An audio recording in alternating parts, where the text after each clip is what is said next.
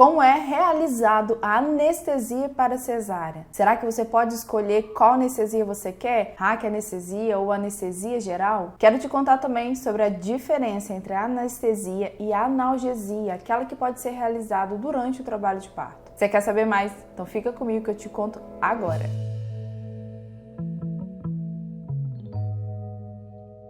E aí, gente, como vocês estão? Eu sou Maria de Fátima, eu sou médica, ginecologista e obstetra. Atuo aqui em Vitória, no Espírito Santo, e também sou mãe de um menininho de 6 anos. E quero aproveitar para te pedir o seu like, seu joinha aqui embaixo nesse vídeo. Ajuda muito o meu trabalho aqui no YouTube. E, além disso, se inscreve e ativa as notificações para você ficar sabendo toda vez que sair vídeo novo.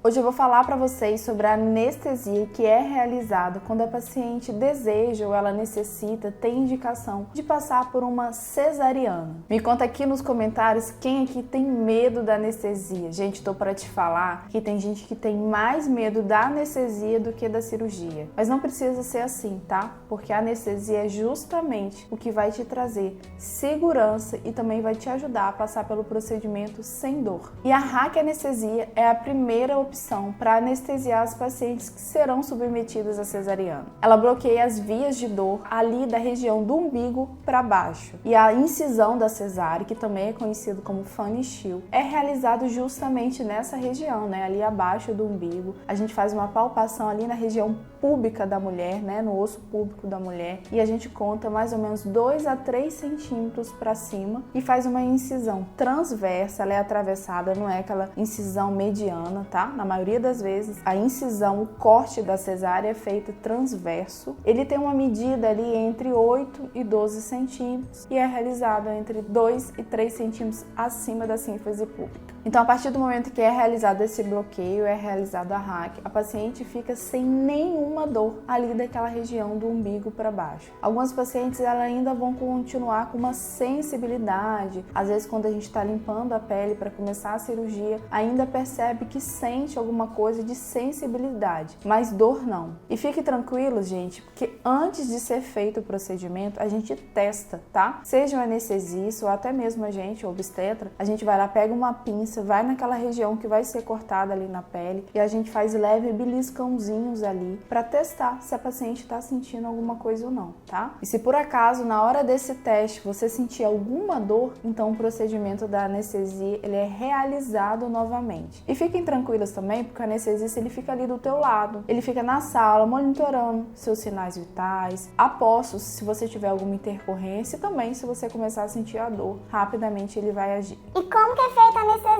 Gente, eu vou começar falando sobre a posição que a paciente fica na hora da anestesia, tá? A primeira opção, a primeira escolha é a paciente sentada e daí as suas pernas podem ficar naquela posição de borboleta ou elas podem também ficar penduradinhas ao lado da maca ou até mesmo esticadas, sentada com a perna esticada. Alguns anestesistas vão preferir também a posição lateral e aí a paciente fica toda encolhida, como se estivesse ali na posição fetal. Depois que você já estiver posicionado, o anestesista ele vai limpar a pele das costas com uma substância chamada clorexidina, tá? Essa substância tem o objetivo de limpar ali aquela região e matar as bactérias que podem estar presentes ali, né? Nossa pele ela não é estéril, ela é colonizada mesmo e assim diminui o risco de infecção, já que ele vai atravessar uma agulha ali da sua pele e vai levar ela até o meio da coluna. Por isso que é importante, depois que o anestesista ele começa a pintar as suas costas, você não colocar mais a mão para trás. As pacientes, por exemplo, que estão em trabalho de parto e vão fazer anestesia, elas ficam incomodadas, né, na hora da contração. E a gente sempre fala, pode se mexer enquanto ele está preparando as coisas para fazer anestesia, mas só não coloca a mão nas costas, porque ele já limpou aquela pele e assim não corre o risco de contaminar a região. Após isso, o próximo passo mais importante é você estar bem posicionada, bem relaxada. Eu brinco com as pacientes assim, é como se tivesse chegado no final do dia em casa cansada, aí você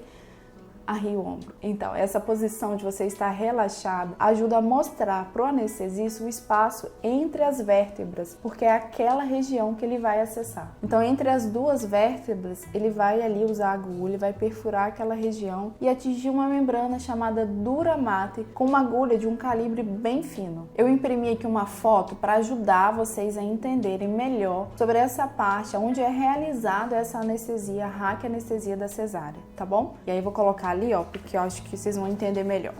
A dura mater é uma membrana mais externa da meninge, que é a camada que protege toda a região da coluna espinhal, tá? Aqui também toda a região do encéfalo, cérebro e cerebelo.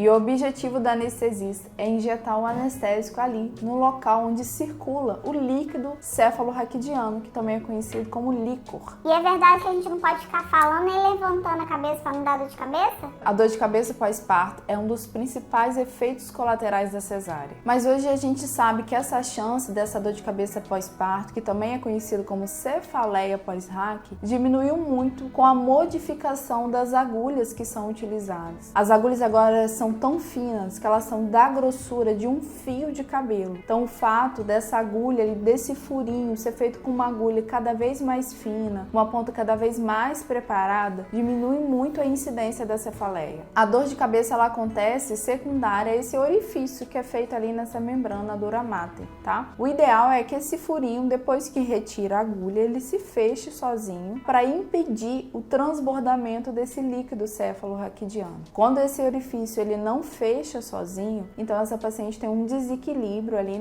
no líquido circulando e ela vai ter a dor de cabeça. Clinicamente, essa dor de cabeça ela aparece e piora muito. A característica dela é quando a paciente senta e melhora substancialmente quando a paciente está na posição de decúbito dorsal, deitada. E também pode aparecer junto com esses sintomas náusea e vertigem. O tratamento inicial é clínico através de uso de analgésico, hidratação e também repouso sem elevação da cabeça. Quando a intensidade da dor é muito elevada ou não melhora em alguns dias, pode ser feito também um procedimento chamado blood patch, que tem o objetivo de tampar o orifício com coágulo de sangue do próprio paciente. Então, respondendo a Gigi, gente, hoje não é mais recomendado a paciente ficar obrigatoriamente retinha, toda deitadinha, talvez até por 6 horas direto, sem elevar a cabeça, para não piorar a dor de cabeça, tá? Já que essas agulhas estão cada vez mais modernas, cada vez mais finas, para fazer essa perfuração ali na membrana e assim ajudar rapidamente a fechar esse orifício. E o efeito da raquianestesia acontece rapidamente, logo após a sua aplicação e faz um bloqueio sensitivo e motor, ou seja, ela tira também a mobilidade da paciente. A paciente começa a sentir que as pernas estão ficando mais pesadas e o efeito dela começa da ponta dos pés para a barriga, tá? Não começa primeiro na barriga. Ela vai sentir ali uma sensação de formigamento, de dormência nas pernas. E para testar também se a anestesia está fazendo efeito, é comum o anestesista pedir para a paciente levantar as pernas. E ela vai perceber que as pernas estão ficando pesadas e elas não conseguem mais levantar como antes. Algumas pacientes, gente, nessa hora, elas ficam com uma falsa sensação de falta de ar, tá? Se os sinais vitais dela, do monitor, estiverem normais, então ela sabe que é uma falsa sensação. Você imagina que tem toda uma musculatura no seu corpo te ajudando a sustentar o teu corpo, sustentar ali o útero gravídico e de repente te tiram isso, essa sensação de que você está sustentando a sua barriga. Então esse peso da barriga ali fica parecendo que é difícil respirar. É uma falsa sensação porque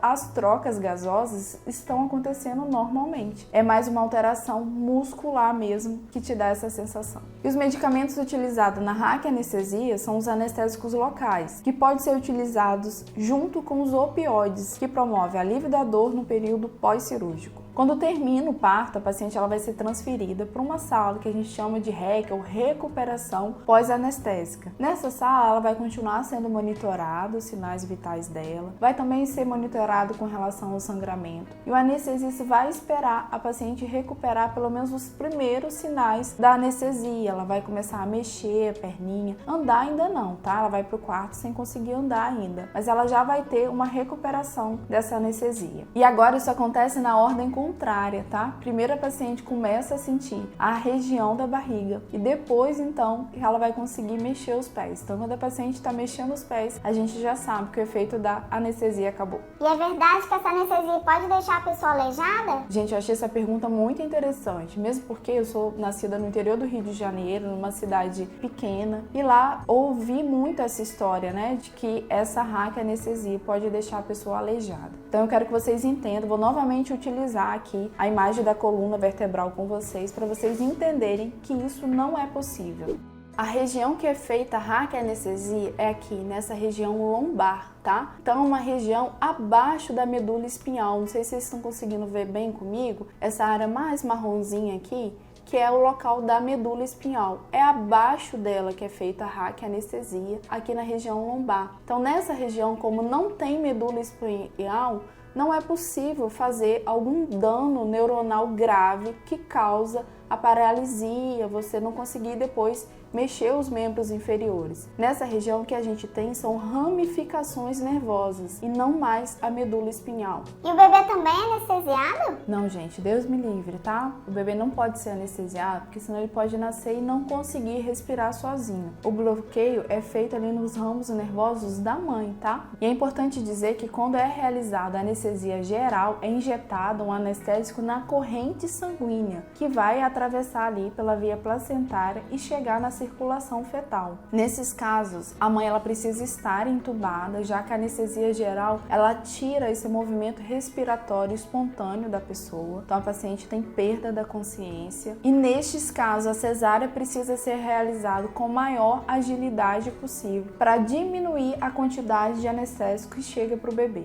Mas só é optado pela anestesia geral da mulher quando a paciente tem alguma patologia que contraindique a raquianestesia, como problemas cardíacos e também problemas de coagulação. E aí cada caso deve ser estudado separadamente, tá? Converse com o seu médico, se você tem alguma contraindicação da raquianestesia. É importante saber isso no pré-natal e não é a primeira escolha, porque o bebê pode nascer sem conseguir respirar sozinho, né? Anestesiado também. Chegou anestésico para ele e precisar de ser assistido rapidamente pela equipe de neonatologia. E a anestesia do parto normal é igual da cesárea? Primeiro de tudo é importante estar familiarizada com os termos, tá? A anestesia, ela vai tirar ali toda a parte sensitiva e motora, então também vai interferir na mobilidade, vai tirar a capacidade da paciente conseguir andar. A analgesia, a paciente vai ter um bloqueio da dor, mas ela vai ter a mobilidade dela preservada. A diferença entre a analgesia e a anestesia é que a analgesia é utilizada uma dose menor do que da anestesia. E ela é sim, gente, realizada ali naquela mesma região da coluna que eu mostrei para vocês. Quando fazemos anestesia para cesárea, a gente precisa do alívio total da dor e do relaxamento da musculatura da região abdominal para facilitar o acesso do obstetra. Quando fazemos uma analgesia para o parto normal, a paciente ela vai continuar sentindo as contrações uterinas, mas sem ter a dor, o que pode inclusive facilitar a condução do trabalho de parto. E para quem está de fora, 9 meses de gravidez fica parecendo, ó, um tempão, né? Eu mesmo começo o pré-natal hoje, daqui a pouquinho eu falo, Jesus, já tá na hora desse neném nascer. Pra gente que tá aqui cuidando da gestação, pra vocês que estão grávidos, passa muito rápido. E é por isso que eu tô aqui preocupada de informar vocês nesses 9 meses. Então eu convido vocês a curtirem também, a visualizar os vídeos que tem aqui no canal sobre a amamentação, trabalho de parto, sobre também os cuidados com o bebê, a amamentação, puerpério. Então vai lá dar uma conferida que tem bastante conteúdo legal que pode te ajudar. Me conta aqui nos comentários se ficou alguma dúvida do vídeo de hoje. Um beijo e até a próxima semana. Tchau, tchau.